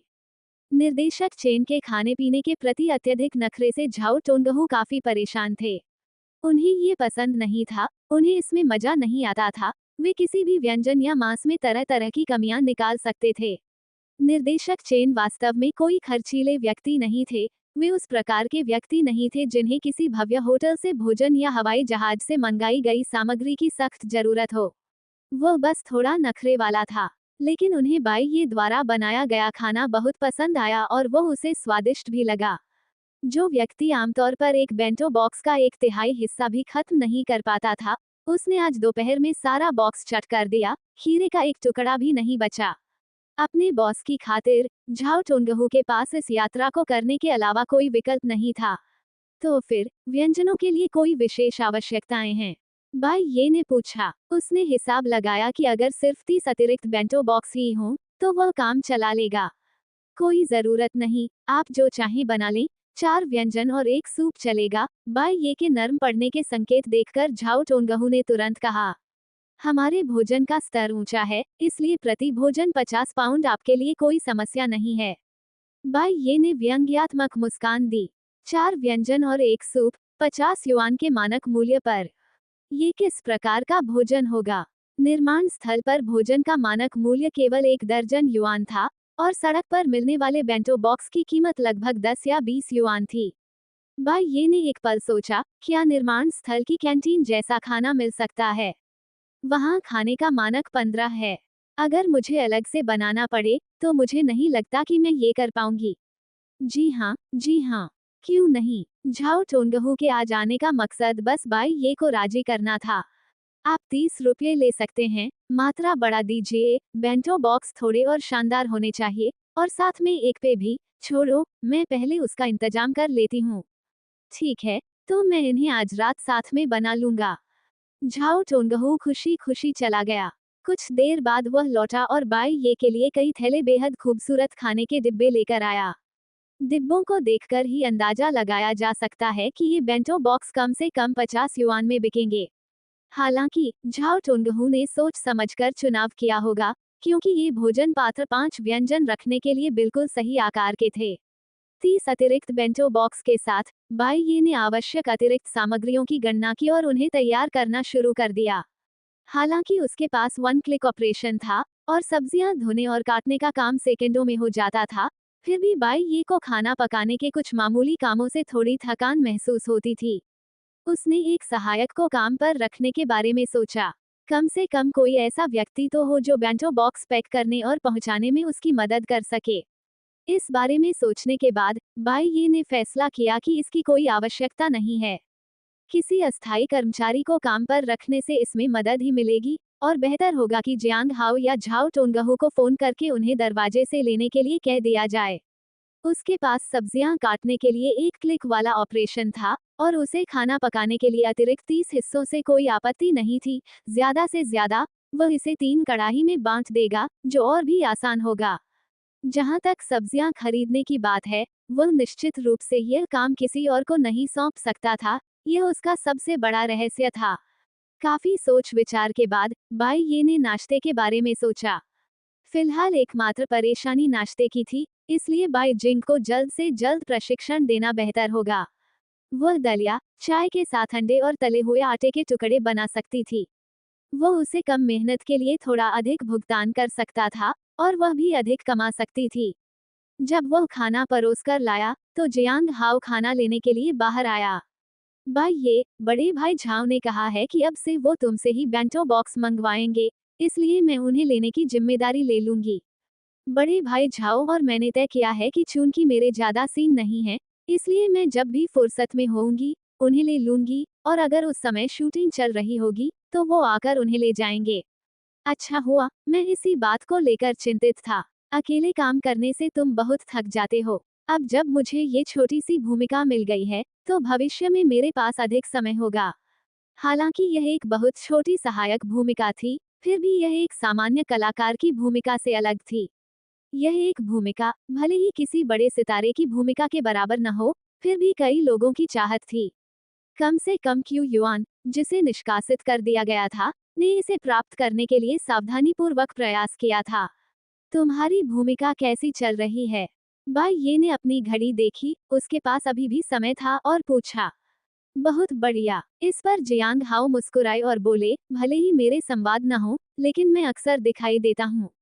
इसे क्या कहते हैं, मूक विशेष? बाई ये ने एक पेशेवर शब्द का प्रयोग करते हुए कहा जो उसने सुना था। नहीं, ऐसा नहीं है, वो तो किसी ऐसे व्यक्ति के लिए है जिसके पास सचमुच कोई डायलॉग नहीं है। मैं एक गूंगे का किरदार निभा रहा हूँ, जियांग हाओ हंसते हुए बोले। तुम तो कमाल हो, तुम्हें तो मूक की खास तकनीक भी आती है। आप कितना पैसा कमा सकते हैं? बाई ये ने उत्सुकता से पूछा। ज्यादा पैसे नहीं मिलते, अभी मुझे महीने में करीब 10,000 युआन वेतन मिल रहा है। इस शो की शूटिंग शायद 6 महीने तक चलेगी, लेकिन यह मेरे जीवन का अब तक का सबसे ज्यादा वेतन है। लगे रहो भाई। झाओ टोनगहू और बाई ये के बीच बातचीत समाप्त होने के बाद उन्होंने किसी अनुबंध पर हस्ताक्षर नहीं किए। इसके बजाय उन्होंने सीधे बाई ये को प्रतिदिन 2,000 की दर से 1 महीने का शुल्क हस्तांतरित कर दिया। ये कुल मिलाकर 60,000 युआन था। निर्देशक चेन के पास पैसों की कमी नहीं थी, आखिरकार उनका पैसा निवेश से आया था, इसलिए उन्हें अपनी जेब से भुगतान नहीं करना पड़ा। इससे पहले जो कंपनी उन्हें लंच बॉक्स पहुंचाती थी, वह खुद को प्रीमियम कंपनी बताती थी और उनके दाम सस्ते नहीं थे, लेकिन स्वाद वास्तव में औसत दर्जे का ही था। बाई ये के पास जाने के बाद, जहां भोजन का मानक प्रतिदिन 1,000 युआन था और उसे स्वतंत्र रूप से काम करने की अनुमति थी, लागत पहले की तुलना में काफी कम हो गई। शुरू में उन्होंने दावा किया कि वे फिल्म क्रू के कई मशहूर हस्तियों को भोजन उपलब्ध कराते हैं और एक भोजन की कीमत 50 युआन से शुरू होती थी।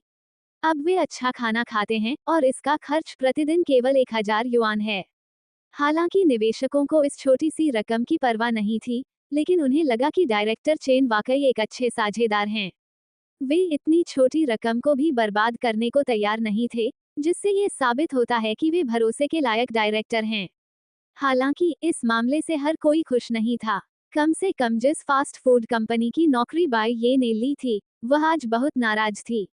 न केवल इसलिए कि उन्हें दर्जनों लंच बॉक्स ऑर्डर का नुकसान हुआ, बल्कि इसलिए भी कि नेटिजन्स ने उनकी आलोचना की।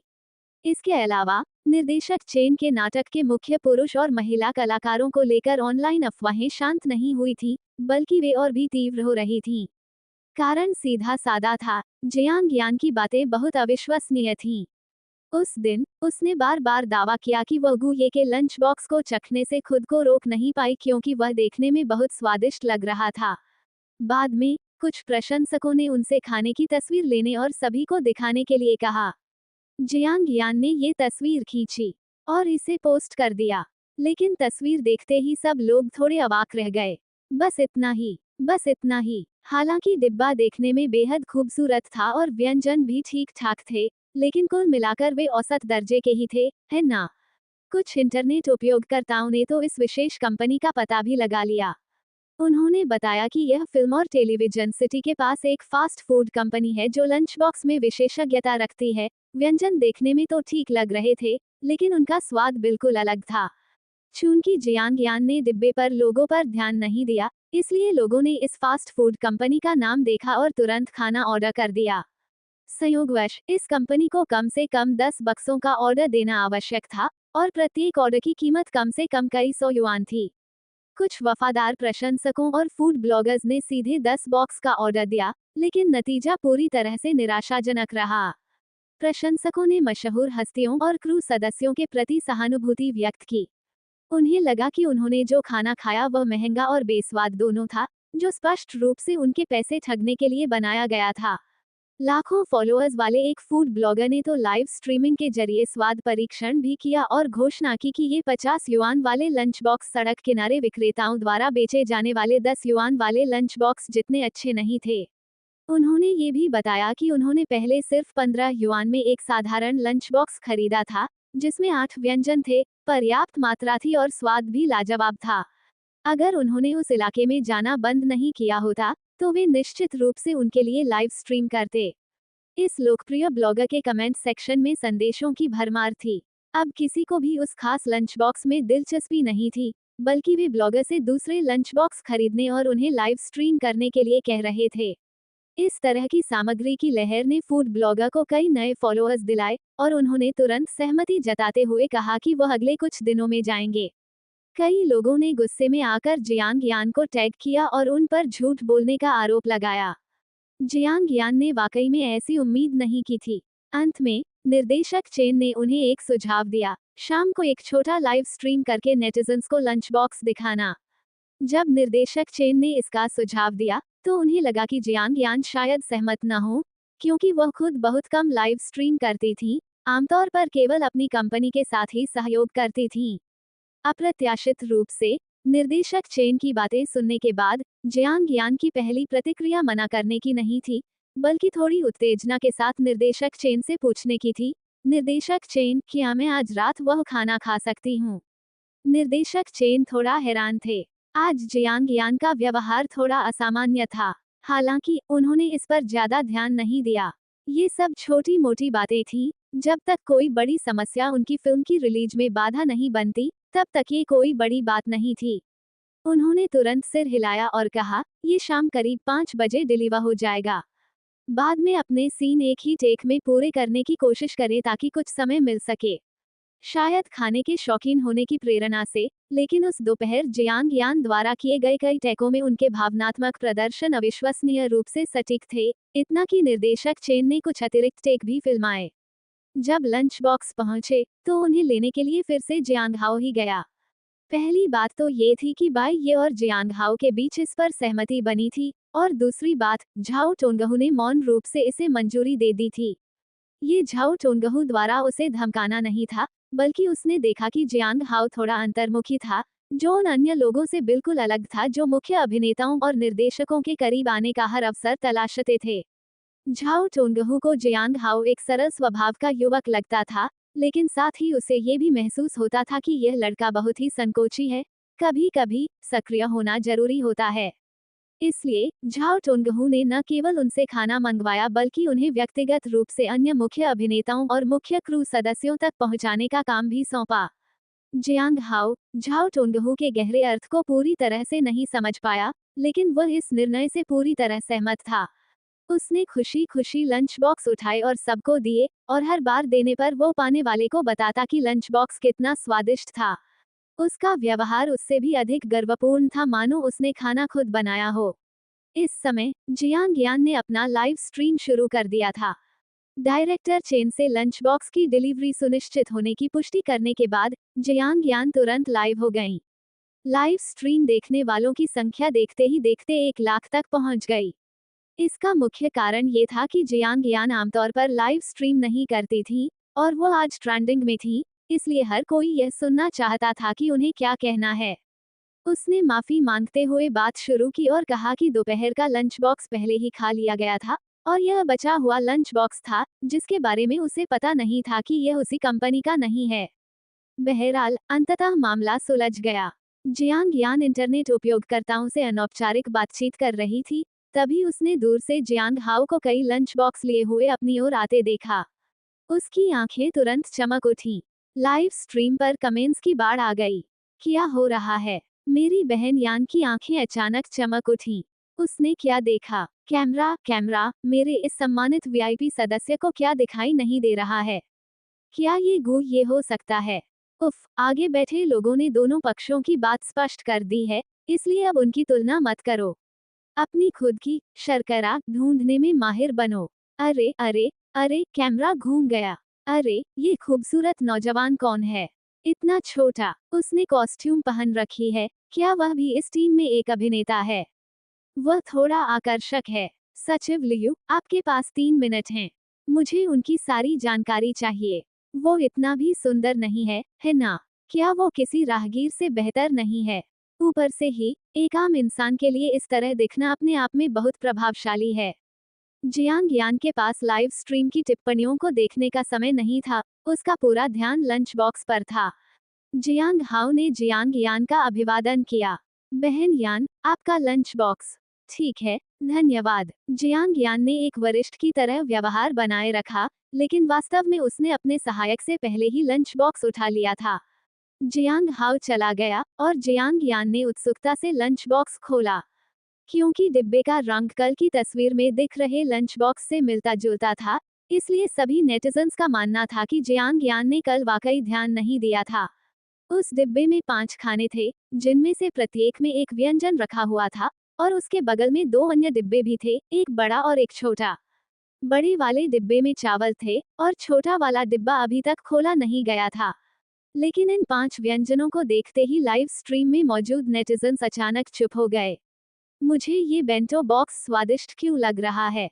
मैंने इसे ठीक से नहीं देखा, मुझे फिर से देखना चाहिए।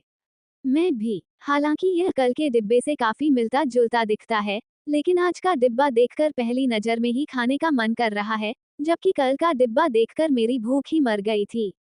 मैं ऊपर वाले व्यक्ति से सहमत हूँ। बिल्कुल यही विचार है। क्या चल रहा है? जियांग यान ने खाना शुरू कर दिया।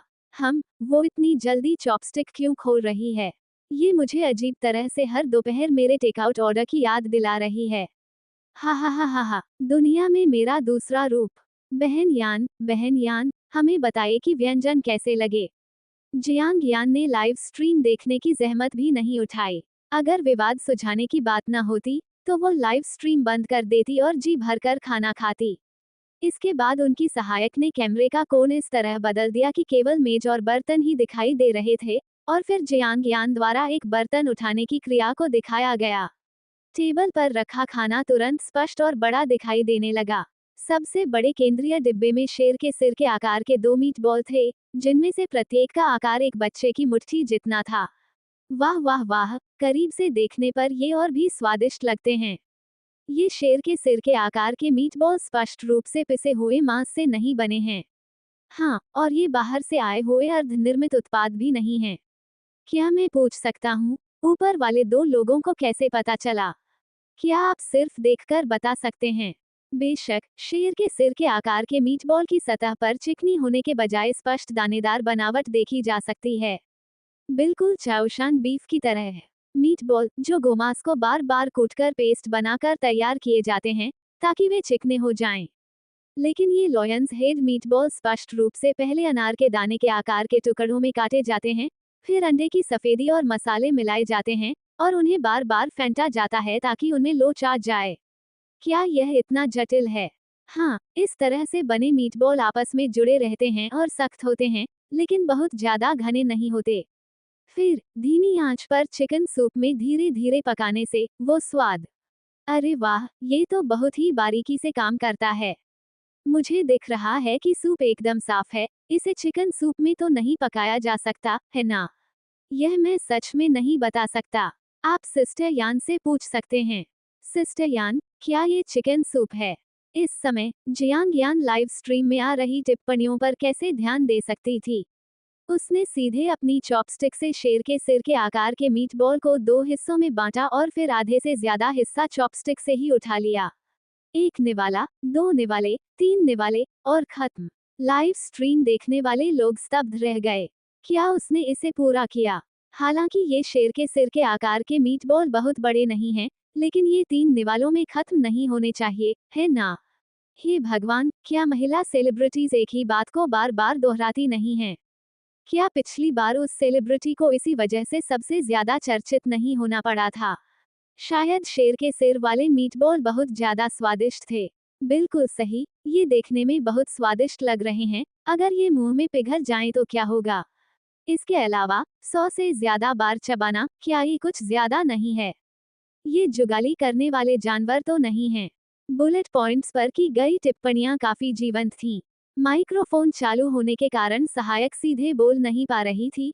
वो केवल खासकर जियांग यान को अपनी छवि पर ध्यान देने की याद दिला रही थी।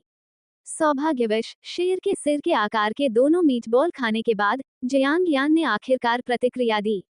उसने अपने गले को साफ करते हुए अपनी हरकतों को छिपाने की कोशिश की। अरे, उस गर्मा गर्म तलाशी की घटना के कारण मुझे दोपहर का खाना खाने का समय नहीं मिला, इसलिए मैं बस मजे से खा रही हूँ। ठीक है। बुलेट पॉइंट पर की गई टिप्पणियां हंसी से भरी हुई थीं। जबरदस्ती अपनी इज्जत बचाना, हा हा हा, उसकी छवि पूरी तरह से बिगड़ गई है। अब अपनी इज्जत बचाने की कोशिश मत करो। ये सच है कि उन्होंने दोपहर में ठीक से खाना नहीं खाया। मैंने सुना है कि जियांग यान अपनी टीम द्वारा तैयार किया गया पौष्टिक भोजन खाती थीं। लगता है ये बेंटो बॉक्स वाकई बहुत स्वादिष्ट है। इसने मिस जियांग यान को पौष्टिक भोजन छोड़ने पर मजबूर कर दिया है। इस लाइव स्ट्रीम का चरम तब आया जब जियांग यान ने आराम से बेंटो बॉक्स में रखे अधिकांश व्यंजन खा लिए, फिर अनिच्छा से उसे यह कहते हुए दूर धकेल दिया कि उसका पेट भर गया है, और फिर आखिरी छोटा बॉक्स खोला। जियांग यान बिल्कुल भी भरा हुआ नहीं था। उनकी भूख स्वाभाविक रूप से बहुत अधिक है, एक औसत महिला सेलिब्रिटी की तुलना में दोगुनी। इस बेंटो बॉक्स में व्यंजन और चावल दोनों की भरपूर मात्रा थी, जो उनके लिए बिल्कुल पर्याप्त थी।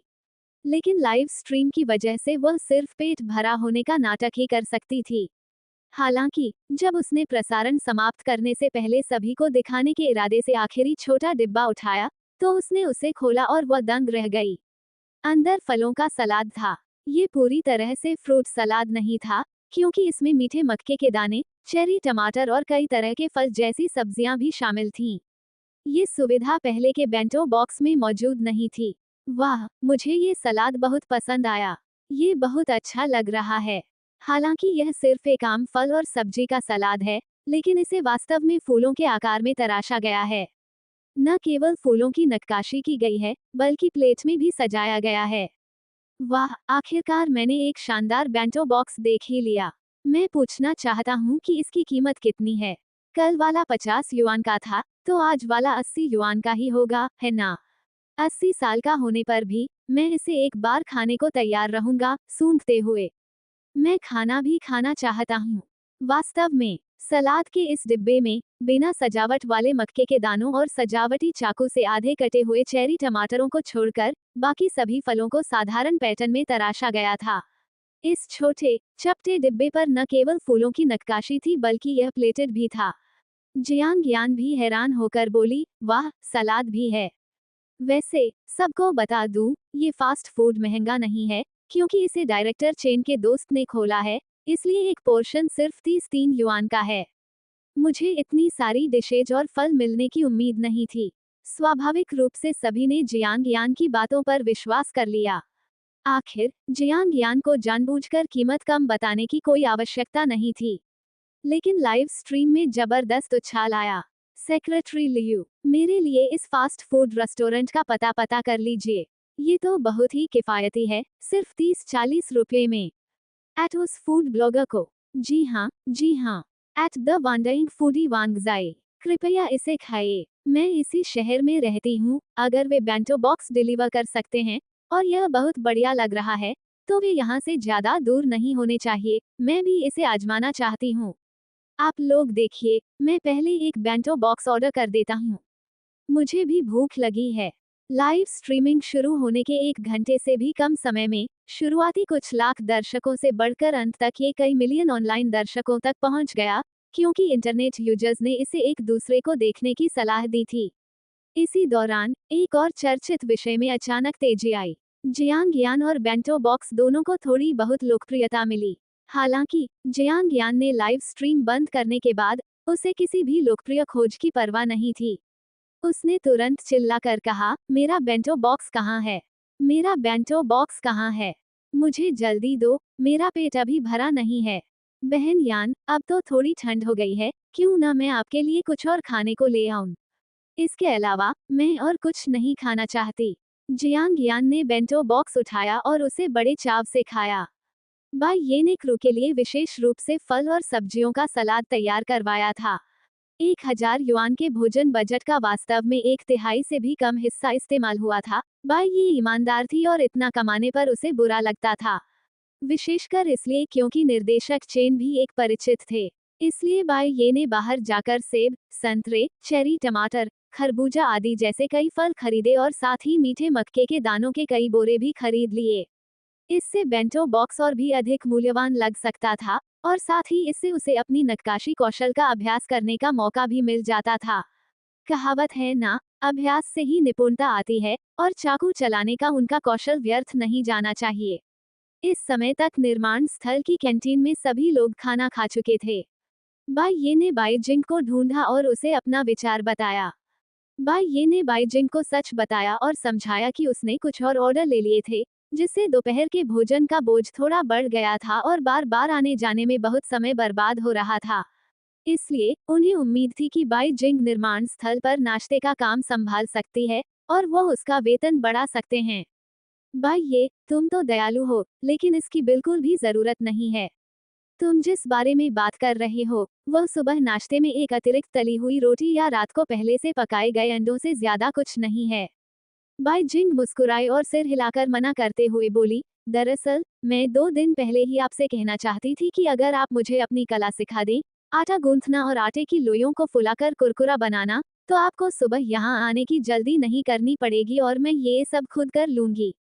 लेकिन मुझे डर था कि कहीं यह आपकी गुप्त विधि न हो। ओह, इसमें तो कोई दिक्कत नहीं है। इसका राज क्या है? बस कुछ तकनीकें हैं, अभ्यास से आप सीख जाओगे। सच में, ये तो बहुत बढ़िया है। भाई ये, मैं वास्तव में आपकी कला सीखना चाहती हूँ। जब मैं भविष्य में अपने साथी के साथ घर वापस जाऊंगी, तो हम अपना खुद का नाश्ते का स्टॉल लगा सकते हैं। भाई बहन, क्या तुम्हारा आदमी अब बॉस झो के लिए काम नहीं करता? वह जाना तो चाहता है, लेकिन बच्चा अब बड़ा हो गया है और मिडिल स्कूल जाने वाला है, और हमारे माता पिता की उम्र भी बढ़ रही है। इसलिए ये प्रोजेक्ट खत्म होने के बाद दंपति वापस लौटेंगे। ठीक है, तो फिर मैं तुम्हें और सिखाऊंगा। डिंग, साइड क्वेस्ट 15-10 प्रशिक्षुओं की भर्ती करें। क्वेस्ट शुरू होते ही मास्टर अप्रेंटिस मॉड्यूल सक्रिय हो जाएगा। क्वेस्ट पूरा करने पर भारी नकद पुरस्कार और दुर्लभ वस्तुओं की यादृच्छिक प्राप्ति होगी। क्वेस्ट में असफल होने पर वर्तमान धनराशि में यादृच्छिक रूप से कमी आएगी। कठिनाई स्तर क्या यह मॉड्यूल भी है और यह 6 सितारा मिशन है, तो फिर मुझे निश्चित रूप से अच्छी तरह से पढ़ाना होगा। उस रात बाई ये वापस बिस्तर पर गया और गुरु शिष्य मॉड्यूल का गहन अध्ययन किया। इस बार यह एक उल्टा पिरामिड मॉड्यूल था, जिसकी पहली पंक्ति में उसका नाम प्रमुखता से प्रदर्शित था। इसके नीचे फिलहाल केवल एक ही शाखा थी, जिसका नाम बाई जिंग था।